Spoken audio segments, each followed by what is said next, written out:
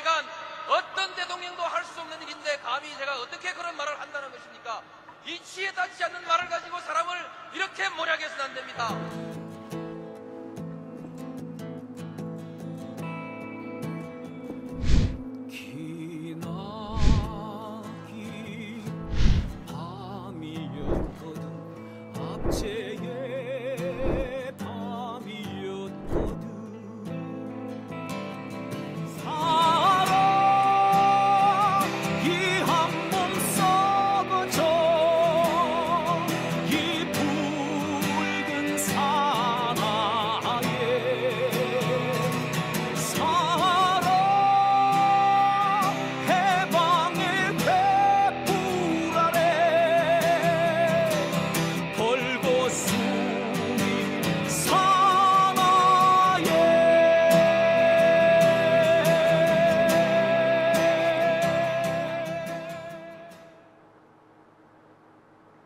네, 오밤중의 뉴스 함께하고 계십니다. 네. 자, 유리님께서 접속자 확 줄었다고 속상해하지 마세요. 라고 하셨어요. 예, 아유, 뭐, 약간 속상하긴 해요. 근데, 또 뭐, 금방 회복되겠죠. 요즘 제가, 이렇게 나이가 드나 봐요. 사소한 것에 자꾸 신경을 쓰고, 한번 신경 쓰면은, 이렇게, 마음속에 오래 남고 그래요. 이게 옛날에는 잘 하지 않던 일들이거든요. 이렇게 제가 이렇게 잘 있습니다. 이렇게 마음속에 뭐 오래 남는 건 오래 남지만, 에이 뭐 별거 아니지 하고 넘어가 버리면 또 쉽게 있는 그런 성격인데 요즘은 또 그게 잘 안 돼요. 그게 나이가 들어서 그런 건지 또 누구 말 맞다나 제가 옛날보다 훨씬 많이 삐진데요. 예. 나이가 드나 봐요. 누구 말하는 갱년기라 그러기도 하네요. 윤미주님 할매 커피 마셔요 라고 하셨고요.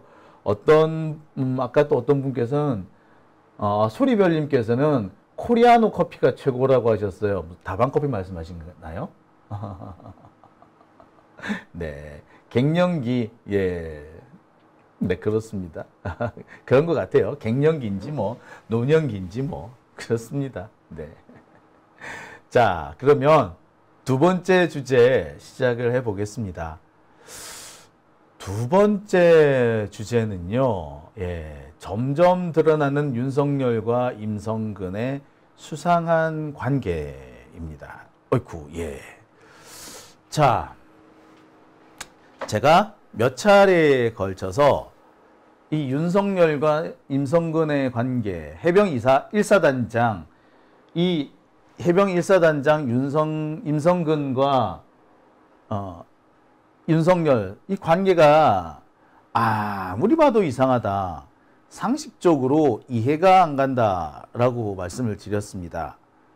어떻게 대통령이 이렇게 이 사단장 하나 살리려고 이렇게 많은 노력을 투자할까? 아니, 자기 거의 그 직을 걸면서 덤벼드는 게 이해가 안 간다라고 말씀을 드렸잖아요. 또한 굳이 사단장이 사고를 쳤단 말이야. 특히 그 수해복구 작전에 나가가지고 젊은 병사가 사망을 하게 되면요, 대통령 입장에서는 사단장한테 책임을 물어서 그와 관련된 여파가 이 정권에 부담이 되지 않도록 하는 것이 이 정상적인 절차예요. 그거 당연한 거거든요. 그런데 직접 야 사단장 건드리지 마 라고 했다는 거는 그 부담이 나한테 그대로 와도 괜찮다는 것을 의미합니다. 사실 불가능한 얘기예요. 있을 수가 없거든요. 그거 되게 이상하다라고 말씀을 드렸습니다. 그런데 그 수상한 관계가 이제 조금씩 드러나고 있습니다. 자, 여기서 또 하나 짚고 넘어갈 부분이 있습니다. 왜 해병 1사단은 경북 예천까지 가서 수해 복구 작전, 인명 구조 작전을 펼쳤을까요? 해병 1사단은 경북 포항이 작전 지역이에요. 그리고 해병대는요, 기본적으로 바다를 끼고 작전하는 데잖아요.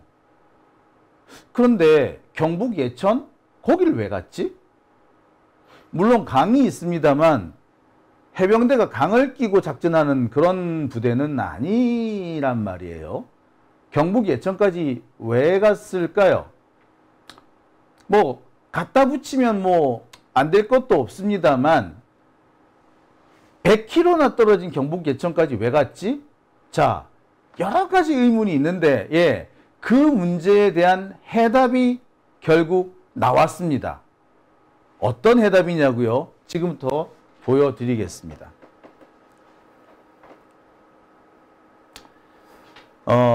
본론에 들어가기 전에 검찰이 검사를 띄우는 법, 슈퍼스타, 검사 한 명을 스타로 만드는 법을 제가 잠시 소개를 드릴까 합니다. 지금까지 보면요, 검찰에서 스타가 된 검사들이 제법 있습니다. 가만히 보면은 그 사람들이 그 전에는 별로 알려져 있던 사람이 아니에요. 근데 어느 순간 갑자기 확 떠버리죠. 그런 검사들이 꽤 여러 명이 있었습니다. 대표적인 사람이 안대희 전 중수부장이었고요. 또 한 사람이 윤석열이었고요.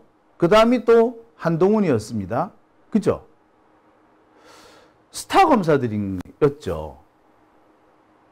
자, 나쁜 놈으로 찍히기는 했습니다만 노무현 전 대통령을 수사했던 홍만표도 한참 수사가 잘 될 때만 해도 스타 검사로 이름 날리는 시점도 있었어요. 자, 검찰이 검사를 스타로 만드는 법은 어떠냐? 일단 주요 사건 하나 딱 맡겨요. 딱 맡기면서 이 중요한 사건을 이 검사가 맡기로 했습니다. 라고 홍보를 합니다. 그러면서 이 검사는 과거에 무슨 사건을 맡았습니다. 그래서 막 띄워요. 그래서 과거에 이 사건도 한 적이 있고요. 이 사건도 한 적이 있고요. 이 사건도 한 적이 있습니다. 얘가 그 사건을 했었어? 라고 하는 거죠. 론스타 사건도 했었고요. 삼성 비자금 사건도 했었고요. 막 그래. 근데 론스타 사건이나 삼성 비자금 사건 같은 경우는 거기에 들어가는 검사 수가 40명씩 이렇게 돼요. 그러니까 소위 말하는 특수부 검사들 안 낀 사람이 없다고 해도 과언은 아니죠. 나중에는 인사 이동을 하다 보면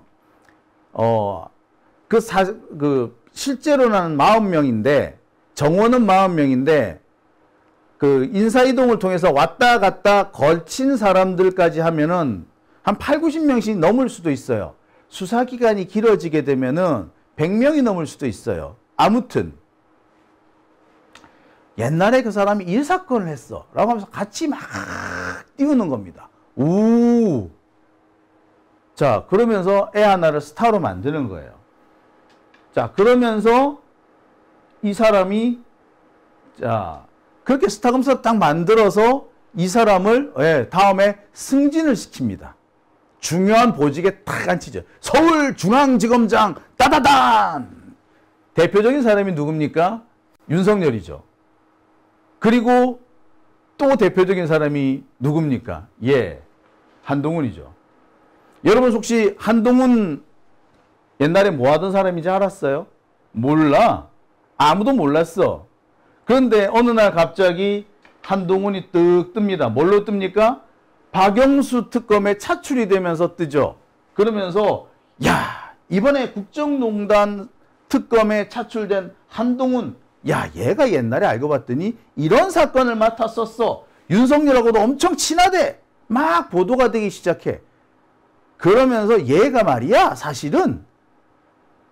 그러면서 윤석열과 한 세트에 수사 엄청 잘한대. 론스타도 했었대. 삼성 비자금도 했었대. 뭐도 했었대. 막 띄우기 시작한 거야. 그러고 국정농단도 이렇게 수사를 잘 마무리했어. 자, 그 다음에 서울중앙지검 3차장 딱 된 겁니다. 그러니까 승진을 시키려고 중요한 보직 자리에 앉히려고 사전에 밑밥 깔기를 한 거죠. 사실은 스타 검사를 만든 게 아니라 얘를 중요한 보직, 정말 중요한 자리에 앉히려고 밑밥을 깐 거지. 스타 검사를 만들었다가 아니라 밑밥 깔기를 한 거예요. 누구나 중요한 검사, 누구나 앉고 싶어 하는 자리가 있잖아. 근데 그 자리에 아무나 또 갖다 앉히면 반발 생기겠지. 그 반발을 막으려면 뭐 미리 언론 플레이를 해가지고 띄워주는 거야. 그래가지고. 그래서 걔를 턱 앉히면은 반발이 적다라는 거지. 특히 한동훈 같은 애는 그 전에 다른 그게 없었단 말이에요. 이렇게 경력을 착착 쌓아온 게 아니었단 말이야. 거의 발탁 인사였거든. 근데 발탁 인사를 딱 하려면은 제일 좋은 방법은 언론 플레이밖에 없었단 말이야. 스타로 만드는 거지, 한마디로. 자, 요런 방식을 검찰, 정치 검사들이 많이 씁니다. 갑자기 임성근 얘기하다가 한동훈 얘기를 왜 왔느냐고요? 지금부터 얘기를 할게요. 달리 말하면요. 자, 검찰이 검사를 띄우는 이유는 벼락 출세를 시켜주기 위한 명분 쌓기입니다. 자, 제가 볼 때는 임성근도 벼락 출세를 시켜주기 위해서 스타 만들기를 한 게 아니었느냐라는 생각이 들어요. 자, 보세요. 아까도 말씀드렸습니다만 경북 포항에서 안동 예천까지는요 무려 160km 정도가 됩니다. 직선거리만 해도 100km가 넘어요. 여기까지 왜 해병 1사단이 이동을 해서 작전을 합니까? 대민지원이나 민사작전 개념과는 전혀 맞지 않습니다. 원래 대민작전도 그렇고요. 민사지원작전의 기본은 뭐다? 현지 부대가 가는 겁니다. 임금 부대가 지원을 나갈 수도 있지만 이렇게 100km씩 떨어진 부대가 가는 거는 아니죠. 그 뻔한 너무 명백한 얘기 아니야. 그죠? 그런데 갔어. 왜 갔어? 굳이 왜 거기까지 갔지? 자, 여기서 1년 전을 한번 돌아보겠습니다. 2022년 포항에 수해가 났어요. 인명피해는 엄청 컸고요. 포항제철이 침수되는 등 산업피해도 엄청났습니다. 이때 딱 한 군데가 엄청나게 조명을 받았습니다. 바로 해병대입니다. 이 해병대는 해병 1사단입니다. 해병대가 이 수륙 양용차, 쉽게 말해서 상륙 장갑차를 끌고 다니면서 인명구조를 27명 하고요. 응급복구 10여 곳을 했고 급하게 그 포항제철에 중요한 산업시설 하나를 막았대. 이렇게 침수되는 걸 막았대요. 자, 이때 작전을 집중적으로 했던 사람이 임성근이었다고 합니다. 자, 이때도 임성근이 스타로 부각이 됐었죠. 보시다시피 당시 이렇게 임성근이 윤석열 옆에서 이렇게 짜자잔 되게 스타 취급을 받았습니다. 당시 윤석열 정권은요 엄청 욕먹고 있는 상황이었습니다. 아시다시피 이 수해하면은 윤석열 개판이었지 않습니까? 그 신림동 침수 사건 기억하시죠? 강남역 침수 기억하시죠? 근데 포항에 또 침수가 난 거야. 근데 포항 침수는 사태가 심각해가지고 포항제철에 이 용광로 하나가 물에 폭삭 잠겨가지고 이게 산업 피해가 어마어마한 수준이었습니다. 이거 얼마나 비난이 솟구쳤겠냐고.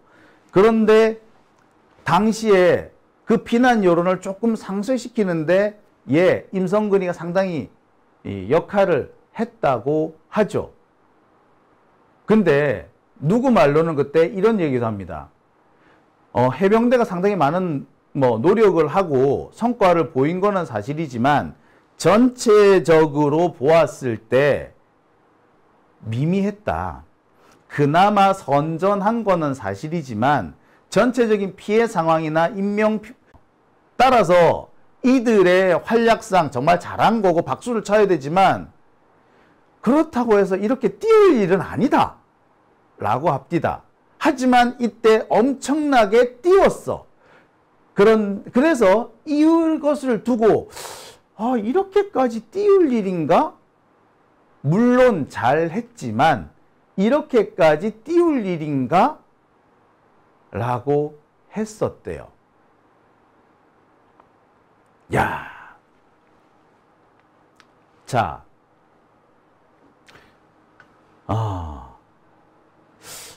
이 와중에 그런데 자, 여기서 이제 몇 가지 의문점들이 막 나온 겁니다.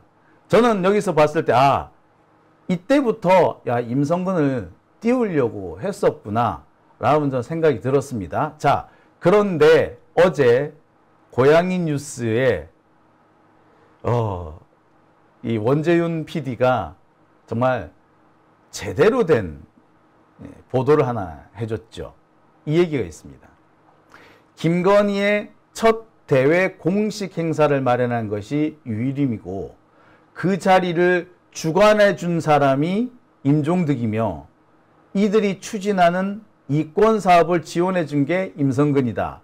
자, 이 사들의 관계를 원재윤 PD가 공개를 했더라고요. 자, 김건희가 첫 대회 공식 행사를 하는 것이 그 공군 추락한 공군 순직 조종사를 위한 그 추모 시낭송회였다고 하죠. 그 시낭송회를 마련한 사람, 기획한 사람이 류일임이라고 합니다. 그리고 그 행사를 주관한 사람은 임종득이라고 하죠.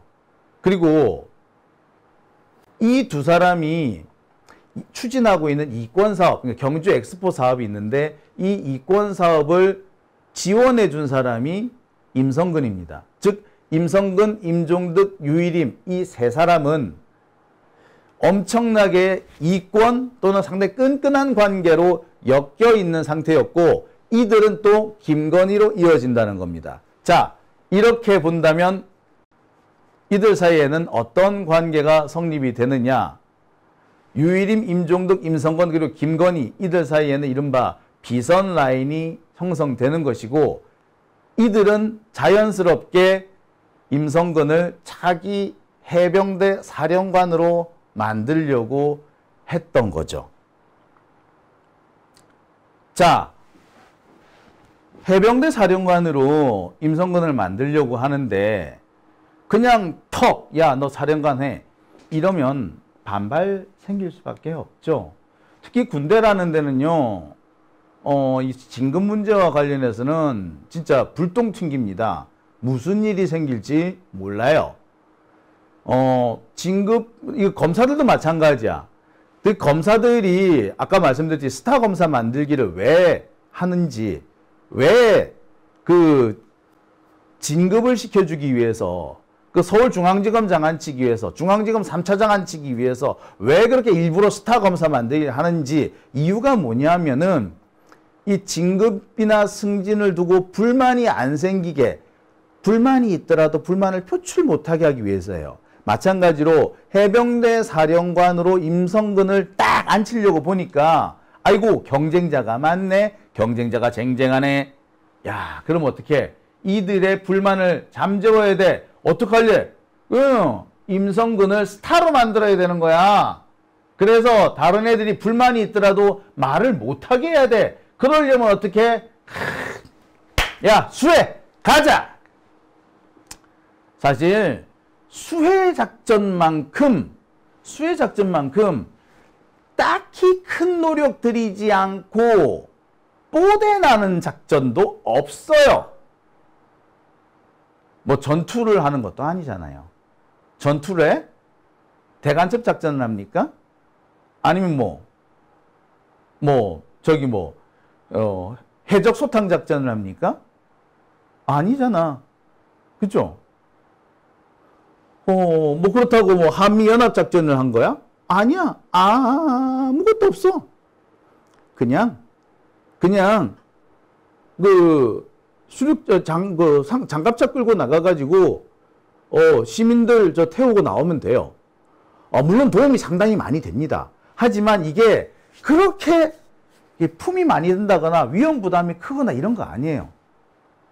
자, 그러니까 이게 그렇게 많은 부담이 가지는 않으면서 어렵지 않으면서 뽀대나는 작전인 거야. 언론의 스포트라이트를 많이 받을 수 있는 거죠. 이미 포항에서 한번 재미를 봤거든. 자, 그거를 또 한 번 쓰는 거야. 이 두 번의 작전을 통해서 임성근은 차기 해병대 사령관으로서 입지를 완전히 굳힐 수가 있는 겁니다. 자, 머릿속에 딱 잡히죠. 그러니까 한 번 더 뽀대나는 성과를 만들려고 했다는 거죠.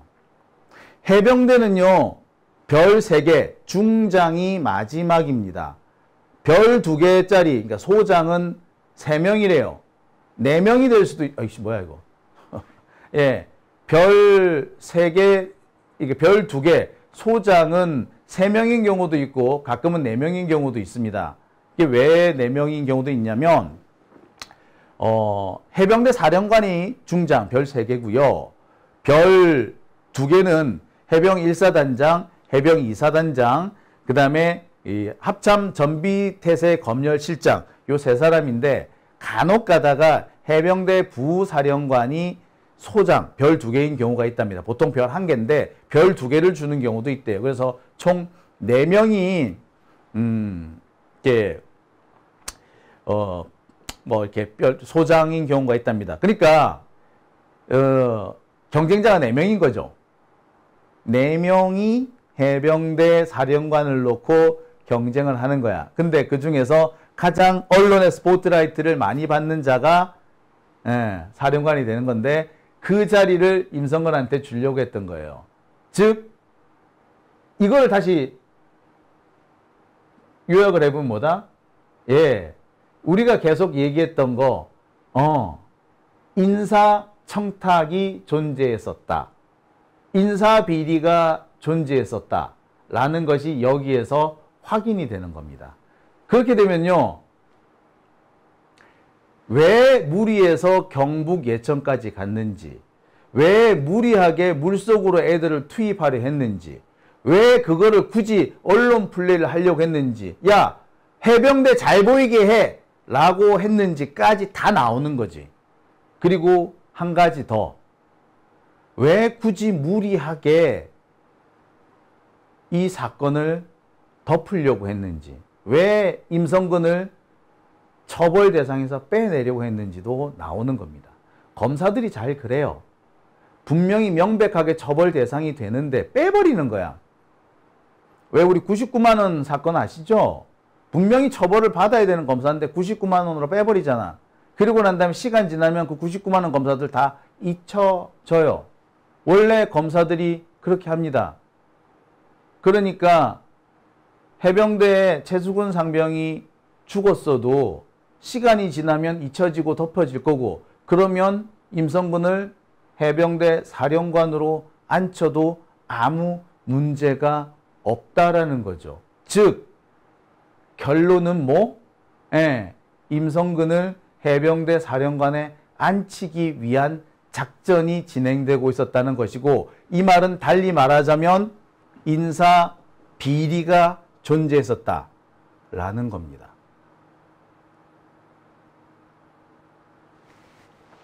그리고 이 인사 비리의 배경에는 김건희로 이어지는 비선이 존재했었다는 거죠. 자, 제가 이게 분명히 인사비리가 있구나, 인사비리구나, 검찰의 이 발탁인사, 검찰이 발탁인사할 때 흔히 쓰는 수법이 여기 작용이 됐구나라는 것을 알고 딱 발견을 했는데, 근데 이게 뭐지 하고 있었어요. 그러고 있는데 원재윤 PD가 딱 이 보도를 하는 걸 보고 바로 순식간에 의문이 쫙 풀려버린 겁니다. 여러분들도 보세요. 라인이 쫙 갖춰지죠. 이 사건은 인사비리 사건입니다. 단순히 비선 라인이기도 하고 비선 라인의 인사비리 사건인 거죠. 인사비리 자기들끼리 끼리끼리 해먹은 사건인 겁니다. 아마, 그러니까 그렇지, 뭐, 저기, 한동훈처럼 만들어주려고 했던 거지, 뭐. 한동훈처럼 출세시켜 주려고 한 거야. 그러니까, 사실 여러분 기억 한번 되돌려 보세요. 한동훈이, 언제부터 한동훈이었어요? 한동훈 언제부터 기억이 나세요, 여러분들? 국정농단 사건 이전에 한동훈 기억나세요? 기억 전혀 없죠? 예. 그때부터 갑자기 막 띄웠던 거 기억하시죠? 그러면서 갑자기 3차장 안고 막 이렇게 했던 거 나잖아요. 예. 근데 그 전에 막 띄우는 거, 예. 지금 임성근이 바로 그 단계였던 거지. 한동훈이, 국정농단 특검에 가면서 막 언론의 조명을 받던, 그러면서 얼마 뒤, 중앙지검 3차장이 되든, 바로 그 타이밍에 임성근이 딱 걸려 있었던 거고, 그 타이밍에 뭔가 문제가 생겼던 겁니다. 자, 여기서 한 가지 더 돌아볼게요. 국정농단 특검 진행할 때 피의자, 이렇게 불러와가지고 검찰 조사를 받던 애들이 갑자기 사망하는 사건이 있었죠. 그죠? 검찰 조사를 받다가 이 피의자들이 갑자기 스스로 목숨을 끊는 이제 황당하고 안타까운 사건들이 벌어졌었잖아요. 그 사건 나중에 어떻게 끝났습니까? 그 검사들이 책임졌나요? 안 졌죠. 유야무야 대충 끝나버렸습니다. 그죠? 윤석열 같은 경우는 이번에 그 최수근 상병 사건도 그렇게 덮으려고 했던 거죠. 최수근 상병이 죽든 말든, 검찰 수사를 받던 피의자가 죽든 말든, 그건 걔 사정이고, 그걸 왜 검사가 책임지냐, 그걸 왜 사단장이 책임지냐라고 한 거죠. 근데 거기에 반발한 박정훈 대령이 있었던 거지. 피의자가 사망했는데 검사가 책임지지 않는다라고 반발하는 검사는 없었지만, 병사가 죽었는데 왜 사단장이 책임지지 않느냐고 반발하는 대령이 있었던 거죠. 그 차이가 있었던 거지. 근데 윤석열은 박정훈 대령이 나올 거라고는 생각 못 했던 거야. 그러니까 윤석열이 노발대발을 한 거지요. 여기에서 그때와 지금의 차이가 벌어진 겁니다. 우리 사회에서 진짜 필요한 사람은 이런 사람인 겁니다. 그러니까 뒤집어 생각해 보면은 만약에 그때 한동훈이 한참 뜨고 할 무렵에 피의자가 수사를 받다가 숨지는 그런 사건이 생겼을 때, 아니다, 이건 검사가 책임져야 한다, 혹은 한동훈이 책임져야 한다, 아니 윤석열이 책임져야 한다라고 누군가가 정말 강하게 얘기를 했었더라면, 그런 박정훈 대령 같은 사람이 있었더라면 우리나라 역사가 좀 바뀌지 않았을까요? 조금 아쉽다는 생각이 드네요. 그죠? 오밤중의 뉴스 함께하고 계십니다.